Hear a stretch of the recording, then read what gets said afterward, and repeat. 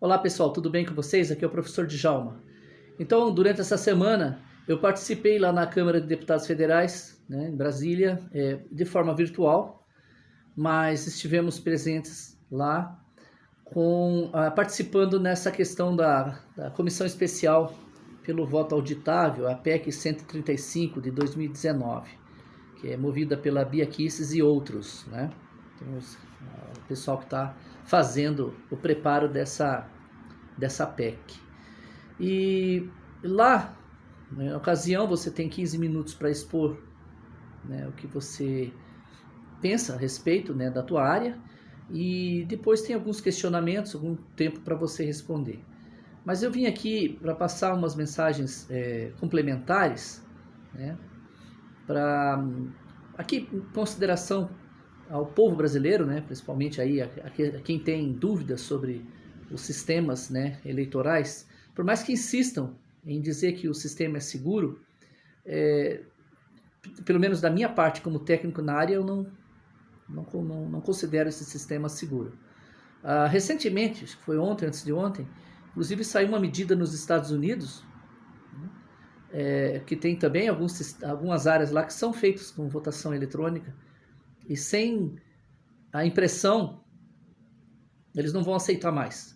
Então isso implica o seguinte: eles sabem muito bem, e não é possível que todos os outros países que usam sistemas eletrônicos e que adotaram também a votação impressa, salvo aqueles que só usam sistemas impressos, mas tem aqueles que também utilizam o sistema eletrônico, né, junto com o impresso. Só o Brasil que continua com o sistema unicamente, exclusivamente eletrônico. E por mais que digam que é seguro, veja, a questão não é se houve ou não fraudes. Sei que tem pessoas que, né, fizeram até denúncias, muitas queixas, registros de ocorrência, etc., né? E é difícil duvidar que todas essas pessoas estejam mentindo, né? Pessoas do povo, nós. É difícil que essas pessoas todas estejam mentindo. Não são poucos os casos onde aparecem situações, no mínimo estranhas, vamos dizer assim, com o uso dessas urnas. Mas, mesmo que não houvesse um caso só, ou sequer, de fraude, nós não podemos conferir ou certificar esse sistema como apropriado pelo simples fato da dúvida. Só a dúvida já é suficiente para inviabilizar o uso, para descartar o uso desse sistema. Um sistema de eleições, eletivo, ele não pode dar margem a dúvidas. As pessoas têm que se sentir seguras. E as pessoas comuns têm o direito de ver o seu voto, ver a materialização do seu voto, né? Ver ele fisicamente. Então, essa representação física, ela é uma confrontação junto ao sistema eletrônico e que certifica, inclusive, o sistema eletrônico. Porque você tem que ter uma prova concreta, material, daquilo que você escolheu. Até porque numa auditoria, se você tiver que fazer uma contagem pública de votos, né, uma conferência de votos também, você precisa dos votos fisicamente. Como é que você vai contar esses votos? Não, mas a máquina conta. Espera aí. Mas você tem que ter os votos para checar realmente se houve aqueles votos todos para aqueles candidatos, né? Tem que ter a materialidade desses votos. Fora, eu diria também, a modernização e a melhoria dos sistemas eletrônicos, que eu tenho até uma proposta para isso, que eu já deixei encaminhada. Uma maneira de, vamos dizer assim, melhorar bastante o sistema, modéstia à parte, os sistemas de votação eletrônica. Isso que é necessário. Então, não adianta falar, porque é assim, mas não há necessidade. Essa questão de se há ou não necessidade, quem diz ou quem determina é o povo. Porque no conceito ocidental, a palavra democracia significa 50% do povo mais um, ou mais uma pessoa, né? 50% do povo mais um é que decide se isso é seguro ou não é seguro. Não é uma autoridade que pode dizer se é seguro ou não, porque foi conferido esse título de autoridade não para ter um sentido de autoritarismo. Vejam, mesmo que as pessoas não se considerem ditadoras, autoritárias, mas o simples fato delas acharem que podem garantir, elas já tomam essa postura. Quem tem que dizer se é ou não seguro é a população brasileira. Aí, mas a Datafolha ou não sei quem mais fez uma pesquisa. Peraí, mas a pesquisa tem que ser oficial por um sistema, vamos dizer assim, de consulta popular oficial ao estilo plebiscito, por exemplo, para que realmente seja certificada essa quantidade de pessoas que estejam favorável a A ou a situação B.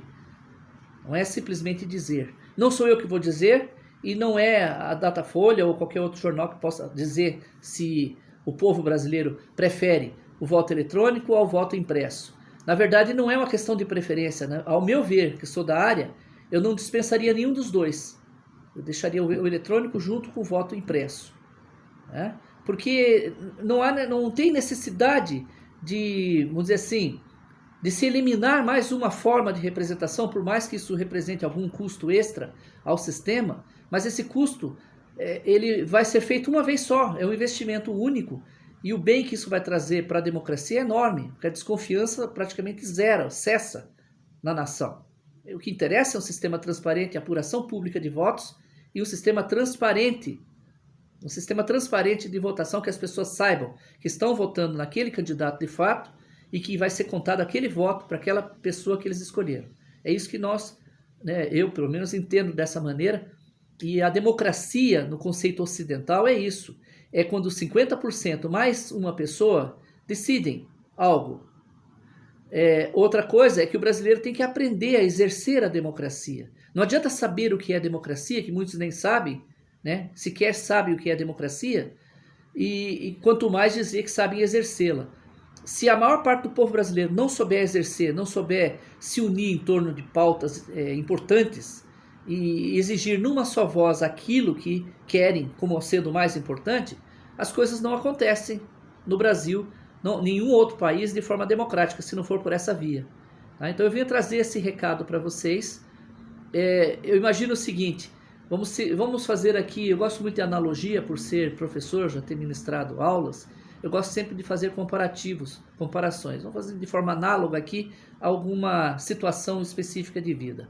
Mencionaram lá, o deputado Arlindo, se não me engano, mencionou a questão das pessoas acreditarem ou não que o homem foi à Lua. Eu acredito que o homem foi à Lua, até porque já fui até consultor da NASA. A NASA me pediu para fazer avaliação de produtos deles, então eu tenho isso.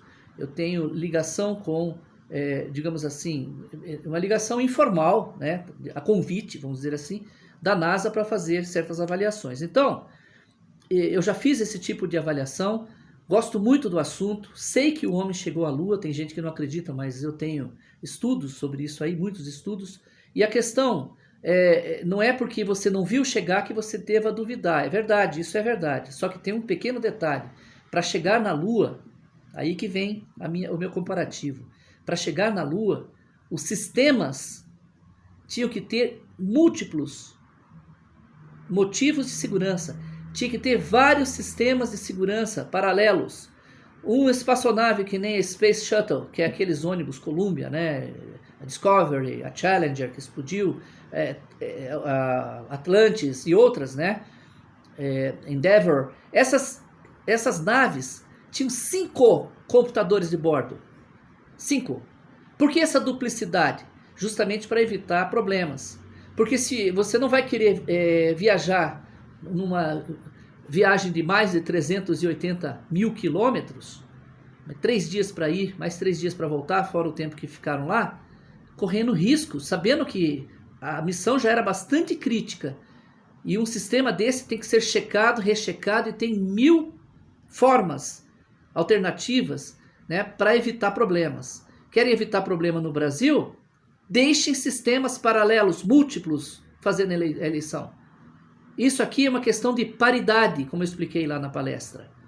Você tem que ter a paridade. Se você vai no banco, faz um depósito, e você não tira o extrato, aí você diz para as pessoas, não, eu fiz o depósito. Como é que você pode provar?